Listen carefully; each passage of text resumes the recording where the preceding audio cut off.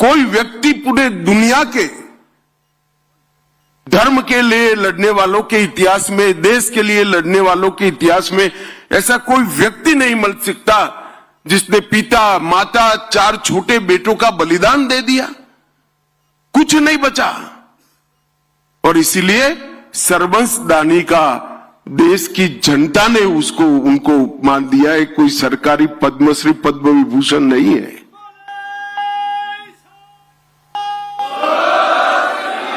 अपने पिता, अपनी माता, अपने 4 बच्चों का बलिदान करने के बाद भी लड़ाई को चालू रखा। और जब बाबा बंदा बहादुर ने यहां आकर बदला लिया, तब पूरी दुनिया को मालूम पड़ा कि अंत में तो सत्य की ही विजय होती है, सत्य का ही जय होता। ये जो जुझारूपन है, धर्म के प्रति समर्पण है, मातृभूमि के प्रति प्यार है, ये पूरे देश के सभी लोगों को जानकारी देने का एक अवसर है। 4 बेटे शहीद होने के बाद भी लड़ते रहना एक प्रकार से बहुत बड़ी बात है। मैं इसके पर बाद में आता हूं, मगर ये पूरी परंपरा जो बनी, सबसे पहले मुगल का आक्रमण हुआ बाबर के समय में। उस वक्त नानक देव जी महाराज थे। गुरु नानक देव जी ने भी इसका विरोध किया। तब से लेकर 10वें पिता तक, गुरु गोविंद सिंह जी तक इसका लड़ना चालू रहा। और विधि का संयोग देखिए, बाबर आया तब नानक देव जी महाराज थे, और औरंगजेब समाप्त हुआ वही कालखंड में 5-10 साल आगे पीछे 10वें पिता थे। तो मुगलों की समाप्ति भी 10 गुरुओं के कालखंड में ही हुई। और ये लंबी लड़ाई हर मोर्चे पर लड़ी गई। नानक देव जी के जीवन की 4 उदासियों को जो जानता है, और उदासियों का एक बार आप रूट देख लोगे, उनका मार्ग देख लोगे, तो कोई व्यक्ति पैदल चलकर धर्म के प्रचार के लिए यहां से काबा तक और यहां से कर्नाटक, तमिलनाडु तक कैसे जा सकता है? मगर 4 उदासियों में पूरे देश के अंदर अंधविश्वास का निराकरण कर अकाल पुरुष के प्रति श्रद्धा करने का काम गुरु नानक देव जी महाराज ने किया। पूरे भारत को एक सूत्र के अंदर पिरोने का काम नानक देव जी महाराज ने किया। अंगद देव जी आए तब नानक देव जी के सारे उपदेशों को, वाणी को गुरुमुखी में लिपिबद्ध करने का काम अंगद देव जी ने किया। पूरा जीवन गुरुवाणी का प्रचार करते रहे और गुरु परंपरा को संस्थागत किया, इंस्टीट्यूशनलाइज किया। और अंगद देव जी के ये योगदान को सिख धर्म और भारत दोनों कभी नहीं भूला पाएंगे। इन्होंने जो बोला गया था उसको शब्दों में ढालने का काम किया और लोगों तक पहुंचाने का काम किया। और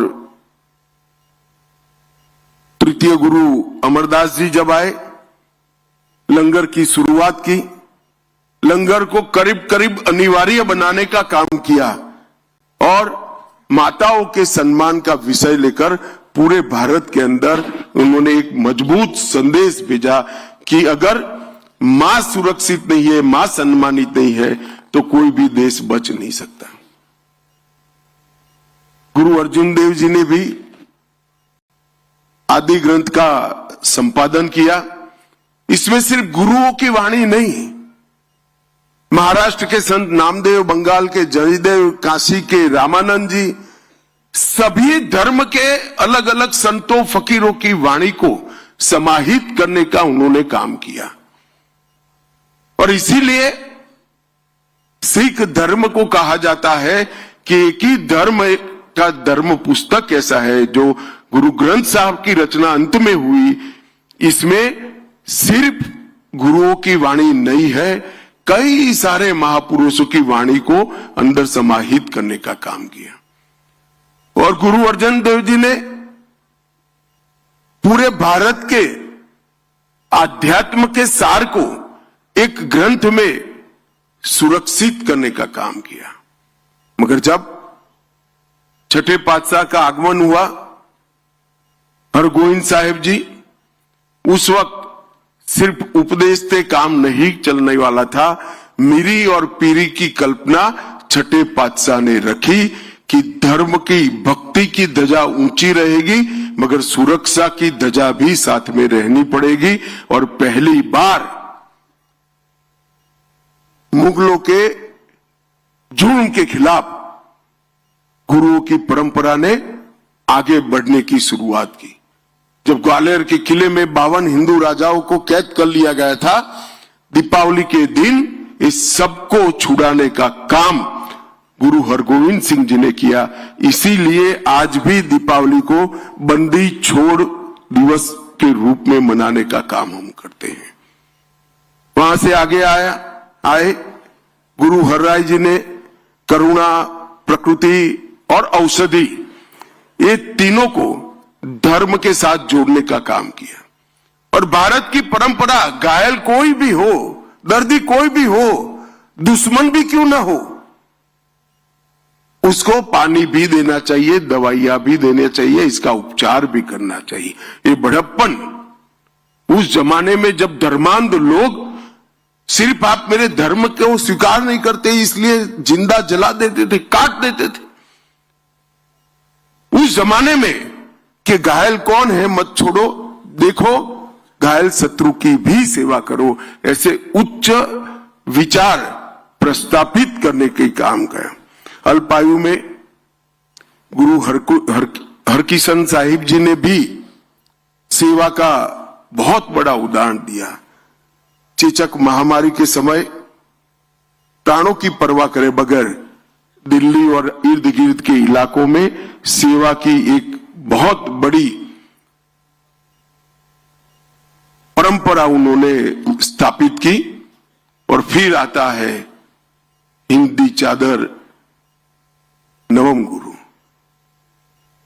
मैं कई बार मेरे मत क्षेत्र में गुजरात में भी कहा हूं, अगर गुरु तेग बहादुर न होते तो हम कोई हिंदू न होते, कोई सिख नहीं होता, पूरा भारत समाप्त हो गया होता। इस देश पर नवम गुरु के जो उपकार है वो 5000 साल के बाद भी इसका शुक्राना अदा नहीं हो सकता, कोई भूल नहीं सकता। जब कश्मीर के पंडित उनके पास गए और कहा हमारा जबरन धर्म परिवर्तन हो रहा है, हमें बचाइए, आप ही बचा सकते हैं, तब उन्होंने, उनके मुख से एक वाक्य निकला कि ये जुल्म तभी रुकेगा धरती कोई महान आत्मा का बलिदान मांगती है। और मित्रों, उसी वक्त कहते हैं ना, पूत के लक्षण पालने से, उसी वक्त 8 साल का बालक गोविंद राय, दशम पिता, पास में खड़े थे। उन्होंने क्षण का भी विचार करके करे बगैर कहा कि आपसे महान कौन हो सकता है, अगर बलिदान देना है तो आपको ही देना चाहिए। एक 8 साल का बच्चा अपने पिता को कहता है कि आप तो बड़े महान हो, अगर बलिदान देना है तो आपको देना चाहिए, रोक के धर्म परिवर्तन को। और फिर नवम गुरु की वो महान यात्रा दिल्ली तक की, और औरंगजेब को कहा कि धर्म परिवर्तन बंद करो, मुझे अगर धर्म परिवर्तित कर देते हो तो पूरा भारत धर्म परिवर्तन करने के लिए तैयार है। और जो यातनाओं का वर्णन है, मैं तो यहां बोलना भी नहीं चाहता, बोल भी नहीं सकता। इतनी यातनाएं सहन करने के बाद भी जुल्मी और अत्याचारी लोगों के सामने अपने मक्कम इरादों को कभी उन्होंने पिघलने नहीं दिया। ढेर सारी यातनाएं सहन कर कर अपना बलिदान दिया। दिल्ली का शीशगंज गुरुद्वारा आज भी और सैकड़ों साल बाद भी सभी देशभक्तों के लिए सबसे बड़ा तीर्थ स्थान बना हुआ पड़ा है। और ये सभी देश के लोगों को दिखाता है कि एक व्यक्ति अगर चाहे तो शासक कितना भी जुर्मी हो कुछ नहीं कर सकता। व्यक्ति का बलिदान उसको शासक से ऊपर उठा लेता है। और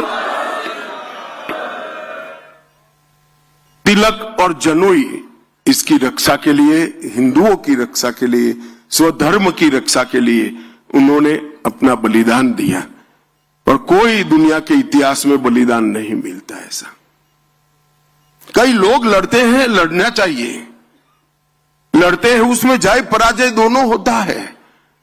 मगर आप जब जाकर कहकर जाते हो ऐसे जुर्मी शासक के सामने कि आप अगर मुझे धर्म परिवर्तित कर दोगे तो पूरा भारत धर्म परिवर्तित हो जाएगा। उनको मालूम था कितने अत्याचार होंगे और उनको डराने के लिए उनके साथियों पर भी अत्याचार किए गए हिम्मत तोड़ने के लिए। मगर जरा भी डिगे बगैर अपना बलिदान दिया। और वही प्रेरणा दशम पिता के लिए एक बहुत बड़ा संस्कार का स्रोत बन गई। और दशम पिता ने जो किया वो तो बड़ा कमाल कर दिया। खालसा पंथ की स्थापना की और उनको कई लोग आज भी झिझकते हैं। मगर मैं हमेशा कहता हूं कि ये नवम गुरु और दशम पिता न होते तो भारत में कोई भी ना हिंदू होता ना सिख होता, सब हमारे संस्कार धर्म समाप्त हो जाते। और इसीलिए उनको हिंद की चादर कहते हैं। उनको पंजाब की चादर नहीं कहा, उनको हिंद की चादर कहा गया। पूरे इतने विशाल देश के सभी धर्मों की रक्षा के लिए उन्होंने अपना बलिदान दिया। और दशम पिता के जीवन को तो कौन भूल सकता है। इतनी कम आयु का जीवन, इतना विद्वान व्यक्ति, फारसी भी बोल सकते थे, ब्रज भाषा भी बोल सकते थे, संस्कृत बचपन से सीखे थे, गुरुमुखी में कई ग्रंथों की रचना की, लगभग 7 भाषाओं को अच्छे तरीके से वो जानते भी थे और बोल सकते थे। बहुत अच्छे कवि थे, बहुत अच्छे घुड़सवार थे। अभी एक युवा सिख बच्चा मेरा पगड़ी बांध रहा था, उसको मालूम नहीं होगा कि गुरु साहब पगड़ी बांधने की स्पर्धा करते थे और बड़ा इनाम देते थे उनको जो अच्छी पगड़ी बांधते थे। उनको घुड़सवारी, तीरंदाजी और बहुत बड़ी आध्यात्मिक विरासत का वारस, इतना सब कभी भी ईश्वर एक व्यक्ति में नहीं भरता है। तभी भरता है जब ये युग पुरुष होना होता है। इसीलिए दशम पिता में सारी चीजें एक साथ फूट फूट कर भरी थी। वीरता और बलिदान 2 अलग गुण हैं। कई वीर होते हैं, इनमें बलिदान का गुण नहीं होता है। वीर होते हैं, दुनिया में सबसे बड़े वीर के वीर भी देखे गए हैं, मगर बलिदान का गुण नहीं होता है, समर्पण का गुण नहीं होता है। दशम पिता में वीरता भी थी और बलिदान भी थी। वो भी लड़े, कभी हार नहीं स्वीकार करी। मगर जब 2 बेटे चमकौर साहिब में लड़ने के लिए बाहर निकलने के लिए तैयार हुए, उन्होंने जरा भी दया माया दिखाए बगैर हंसते हंसते कहा, सब जा रहे हैं, तुझे भी जाना चाहिए। और वो भी कोई लड़ने की उम्र नहीं थी, मगर दोनों बेटों को, और युद्ध का परिणाम तो तय था। कच्ची घड़ी के अंदर बैठे थे, चारों ओर समंदर जैसी सेना थी। युद्ध में क्या परिणाम आना था? शहीदगी ही आनी थी। इतने विचक्षण योद्धा को ये मालूम नहीं था क्या? उसको मालूम था, मगर उसने कहा कि धर्म के लिए अगर बलिदान की जरूरत है तो मेरे घर से शुरुआत होनी चाहिए, मेरे साहबजादों ने शुरुआत करनी चाहिए। और दोनों साहबजादे वहां पर शहीद हो गए, हिमालय की तरह अड़िग रहकर लड़े। भूख, प्यास, भय, संख्या की विषमता, ये सब होने के बावजूद भी लड़े। और बाबा अजीत सिंह जी और बाबा जुझार सिंह जी 18 साल और 14 साल के बाबा जुझार सिंह जी जब गए तो मुगल भी दांतों में उंगली दबाकर देख गए कि किस मिट्टी से गुरु गोविंद सिंह जी बने हैं। अपने बेटे को, 14 साल के बेटे को यहां लड़ने भेज दिया। और मित्रों, ये बहुत बड़ी बलिदान के संस्कार को सालों तक आगे ले जाने वाला ये पल था। और जब दोनों बेटे जिंदा दीवार में चुन लिए गए और वो पिता के मन में कोई भाव नहीं होंगे ऐसा नहीं है, मगर उन्होंने इस भाव को कभी ऊपर नहीं आने दिया। और दोनों बेटे दीवार में चुनवा लिए गए और जुर्म और धर्मांधता की एक प्रकार से इंतहा का उदाहरण मुगलों ने दुनिया ने के सामने रखा। और मुझे तो आज भी वो पल की मैं थोड़ा रिवाइंड कैसेट चलाकर दिमाग में सोचता हूं कि माता गुजरी ने पगड़ी ढंग की बांधकर बच्चों को वहां भेजा होगा।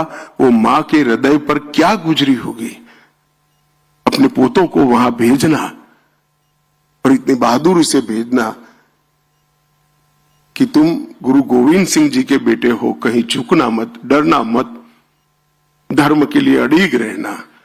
वो संस्कार बहुत कम लोग अपने बच्चों को दे पाते हैं। मित्रों, जब उनको समाचार मिला कि चारों साहबजादे शहीद हो गए हैं और एक मां ने इनके सामने सवालिया नजर से पूछा कि अब क्या, मेरा तो कोई बेटा ही नहीं बचा, तब ये महान आदमी के मुंह से ऐसे ही निकल गया, 4 मुए तो क्या हुआ, जीवित कई हजार। ये बहुत बड़ा मन चाहिए साहब, बहुत बड़ा मन चाहिए। और आज हम सब दशम पिता को श्रद्धा से देखते हैं और आज दशम पिता का वाक्य भी सही हो गया, जुर्म करने वाले तो चले गए, आज उनके हजारों, लाखों, करोड़ों बेटे धर्म के लिए लड़ने के लिए तैयार खड़े हैं, मातृभूमि के लिए लड़ने के लिए तैयार खड़े हैं। और ये गुरु गोविंद सिंह जी के मन से निकला हुआ वाक्य था, ये कोई भाषण नहीं था। जब अपनी पत्नी हिसाब मांगती है कि मेरे बेटों का क्या हुआ भाई, अब मैं किसको बेटा कहूंगी, तब मन से निकला वो वाक्य थे, 4 मुए तो क्या हुआ, जीवित कई हजार। ये वाक्य दशम पिता के मुंह से ही निकल सकता है। जीवन में कभी पराजय को स्वीकारा नहीं, अंत समय तक लड़ते रहे और फौलादी इरादों से एक बहुत बड़ी ताकत को चैलेंज दिया। और मैं निश्चित रूप से मानता हूं कि दशम पिता ने लिखा हुआ पत्र औरंगजेब को अपने मृत्यु की अंतिम घड़ी में भी याद होगा और इसने उसके ईश्वर से जरूर माफी मांगी होगी।